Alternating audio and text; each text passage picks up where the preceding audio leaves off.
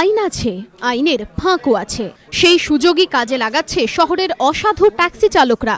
হয়রান যাত্রীরা। হলুদ ট্যাক্সির গায়ে নো রিফিউজাল লিখে সার্টিফিকেট অফ ফিটনেস পাওয়ার পরে মুছে ফেলা হচ্ছে সেই লেখা। ফলে কাজে লাগছে না সরকারি বিজ্ঞপ্তি। বেশ কিছুদিন ধরেই এরকম অভিযোগ আসছিল পরিবহন দপ্তরে। সেই অভিযোগের তদন্তে স্পষ্ট এই অসাধু প্রবণতা।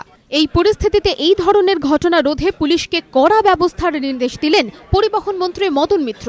ধরা পড়লে চালকের লাইসেন্স পাঞ্চ করা হবে, দিতে হবে জরিমানাও।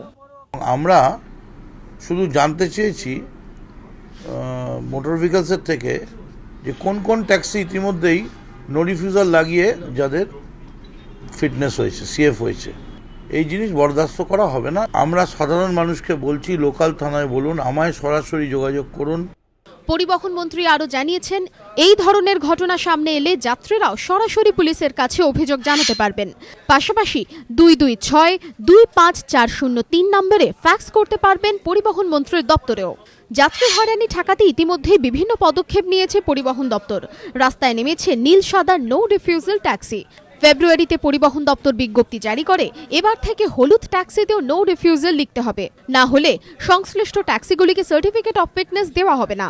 মোটর ভেহিকল সূত্রে খবর, সরকারি বিজ্ঞপ্তি প্রকাশের পর থেকে এখনও পর্যন্ত 8,000 হলুদ ট্যাক্সি সিএফ পেয়েছে। এদিকে ট্যাক্সি মালিক সংগঠনগুলির দাবি, কয়েকজন অসাধু চালকদের জন্যই বিরূপ ধারণা তৈরি হচ্ছে সাধারণের মধ্যে। এই ধরনের ঘটনায় অভিযুক্ত চালকদের আর ট্যাক্সি চালাতে দেওয়া হবে না বলেও পরিবহন মন্ত্রীর সঙ্গে সম্মত হয়েছে সংগঠনগুলি। সমিত সেনগুপ্ত রিপোর্ট, এবিপি আনন্দ, কলকাতা।